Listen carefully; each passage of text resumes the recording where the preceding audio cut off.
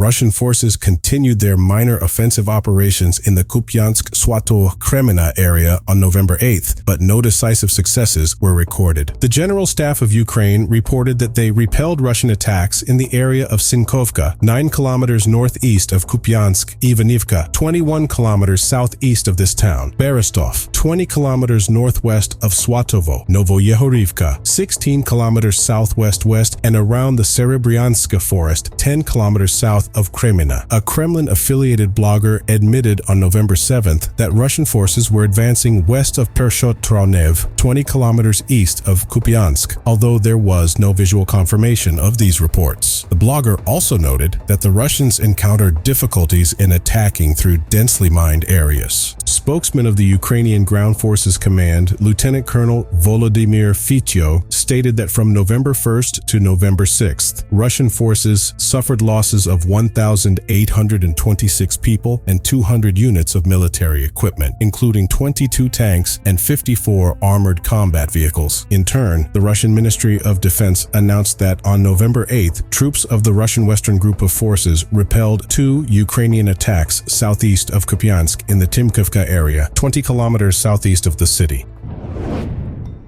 Regional authorities reported that on the evening of November 9th, Russian troops carried out an attack on the village of Yantarn in the Kherson Oblast, which injured a 50-year-old man. The man was hospitalized with serious injuries to his abdomen, arms, and legs. Yantarn is located on the western bank of the Dnieper River, controlled by Kiev in the Kherson Oblast, approximately 20 kilometers west of the regional capital. The Ukrainian armed forces regained control of Kherson and other regional settlements on the western bank of the river in November 2022. After this success, Russian troops were pushed to the eastern bank, from where they continued to shell liberated territories, regularly causing death and wounding of civilians. The Minister of Internal Affairs of Ukraine, Ihor Klimenko, announced that on the same day, November 9th, Russian forces launched an attack on the residential district of Kherson, which resulted in the death of a 72-year-old man and the wounding of 3 other civilians. The General Staff of Ukraine provided information that on November 8th, their troops carried out assault operations south of Bakhmut. At the same time, Russian forces were undertaking an offensive in the Bakhmut area and were reported to have made minor advances on November 8th. Russian military bloggers reported slight progress from Berkovka, 6 kilometers northwest of Bakhmut, toward Bodanivka, also 6 kilometers northwest. One mill blogger claimed that the Russians had successfully launched a counterattack near Klishchioka, 7 kilometers southwest of Bakhmut, and another claimed that Russian forces had reoccupied the settlement. However, the Institute for War Studies did not confirm these reports through visual evidence. The Ukrainian General Staff reported that their forces managed to repel Russian attacks in the areas of Bodanivka, Kromov, immediately west of Bakhmut, Ivanovsky, 6 kilometers to the west, Klishchievka, 7 kilometers southwest, and Andriivka, 10 kilometers southwest of Bakhmut. Ukraine has so far managed to evacuate 89 of its citizens from the embattled Gaza Strip in the context of the ongoing conflict between Israel and Hamas, President Volodymyr Zelensky said on November 9th. In his evening speech, Zelensky emphasized that the evacuation process is tedious and delicate, and its continuation is a priority. The evacuation of foreigners and injured Palestinians from the Gaza Strip began on November 1st, after Egypt opened the Rafah border crossing, which is the only exit from the area. The Ministry of Foreign Affairs indicated that a total of 358 Ukrainian citizens were on the evacuation list. Zelensky also had a telephone conversation with Indonesian President Joko Widodo, discussing Ukrainian proposals for a peace solution and the situation in Israel and Gaza, stressing the importance of protecting civilians and avoiding wider escalation of the conflict. He expressed the need for security and peace. The President of Ukraine also talked with the President of Paraguay, Santiago Peña Palacios, inviting him to participate in preparations for the World Summit on the Ukrainian peace plan. The two leaders discussed bilateral cooperation, Ukraine's relations with other Latin American countries, and the situation in the Middle East. The conflict in Israel and Gaza intensified after the Hamas militant group attacked Israeli settlements on October 7th. Israel responded with retaliatory airstrikes, a complete blockade of the Gaza Strip, and a ground offensive, resulting in the death of thousands of people, mostly civilians. By October 23rd, over 500 Ukrainians had been evacuated from Israel. Ukrainian authorities have confirmed the deaths of approximately 19 of their citizens in Israel and 4 in Gaza. Russian forces took further offensive actions around Avdiivka, where they reportedly achieved some advances on November 8th. The General Staff of Ukraine recorded that their troops managed to repel enemy attacks in areas such as Kupiansk, 14 kilometers northwest of Avdiivka, Step, 3 kilometers in the same direction, as well as in Avdiivka, Tonenka, 7 kilometers northwest, and Pervomaysky, 11 kilometers southwest. Russian military bloggers in turn claimed that near Vodyany, 7 kilometers southwest of Avdiivka, their forces were putting pressure on Ukrainian forces, moving towards Severny, 6 kilometers to the west, and Pervomaysky, 11 kilometers to the southwest. One of the bloggers claimed that the Russians had approached within 400 meters of the southern border of Avdiivka, but the Institute of War Studies found no visual confirmation of this. Russian sources also reported that their forces had made progress near the railway line near Step, although the Ukrainian side emphasized that the enemy had suffered high losses to carry out this attack. The spokesman for the Ukrainian Tavrisk Group of Forces, Colonel Oleksandr Stupun, revealed on November 7th that during the previous day, Russian forces had lost 585 people to light infantry attacks without the support of armored vehicles. Ukrainian officials noted that despite significant losses and bad weather conditions, Russian forces continued their operations related to Avdiivka.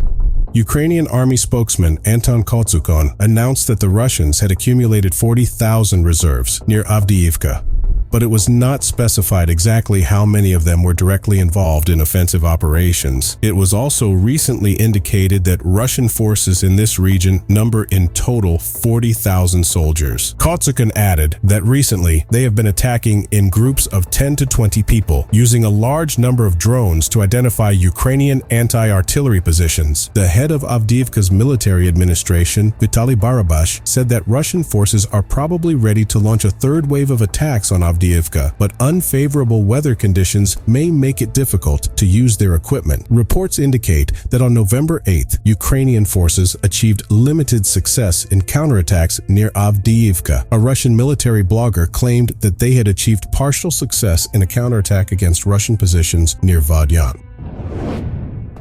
U.S. Assistant Secretary of State for European and Eurasian Affairs James O'Brien stated during a U.S. Senate hearing on November 21st that approximately $300 billion in Russian assets blocked by Ukraine's allies in the West will not be returned to Moscow until the costs are covered. Reconstruction of Ukraine. O'Brien noted that the asset freeze provided the United States and its allies with a tool of influence in talks about persuading Russia to compensate its losses. He admitted that if Russia refuses to pay and blocks attempts to force it through a veto in the UN Security Council, the U.S. should consider all options to force compensation. In response to O'Brien's words, Russian officials expressed strong protests, suggesting that this was tantamount to admitting the seizure of property. The Speaker of the lower house of the Russian parliament, Vyacheslav Volodin, called it a theft of property, but said it would not significantly affect the Russian economy. Kremlin Press Secretary Dmitry Peskov vowed to resist any attempts to seize the funds, warning of very serious judicial and legal costs for those who take such action. Peskov also threatened retaliation from Russia, which probably will not be small. Even earlier, on October 27, European leaders expressed support for using funds from windfall taxes on Russian assets frozen in the West for the reconstruction of Ukraine. The Russian response to the idea was also negative, with threats of retaliation and labeling the potential confiscation as theft, which could lead to similar actions against European assets. During the invasion of Ukraine, the country's allies froze over $300 billion from Russia's central bank reserves, including 211 billion euros in the European Union. Ideas of using the seized Russian assets to rebuild Ukraine appeared shortly after the conflict began, but no specific actions have been taken in this regard so far. Estimates of the costs of rebuilding Ukraine vary. In March 2023, the World Bank reported an amount of $411 billion, but other sources say it is over $1 trillion. 7. Russian troops continued offensive operations in the areas west and southwest of Donetsk, but no progress was recorded on November. Ukraine's General Staff reported that failed offensive attempts occurred near Marinka, immediately west of Donetsk, and Novomykhailovka, 10 kilometers southwest of the city. Despite the lack of progress on that day, offensive operations west of Donetsk continued, as suggested by geolocated material released on November 6th, indicating the movement of Russian forces north of Mykilske, 3 kilometers southeast of Vuhledar. Russian sources also reported progress in the area, mentioning fighting in the Dacha area west of Mykilske and increased military activity around Vuhledar in recent days. On November 8th, Ukrainian forces did not conduct any actual or alleged offensive operations either in the western or southwestern suburbs of Donetsk or in the western part of the Donetsk Oblast. Ukrainian forces conducted a counteroffensive in the western part of the Zaporizhzhia Oblast, but on November 8th, they achieved no significant or documented progress. The General Staff of Ukraine noted that the offensive towards Melitopol in this region continues. In turn, the Russian Ministry of Defense claimed that Russian troops repelled Ukrainian attacks in the area of Robotyne and Novoprokopivka, located south of Robotyne. A respected military blogger in Russian circles has suggested that Ukrainian forces are trying to capture previously unspecified hills northwest of Verbov, 9 kilometers east of Robotyne, from where Russian forces have reportedly withdrawn.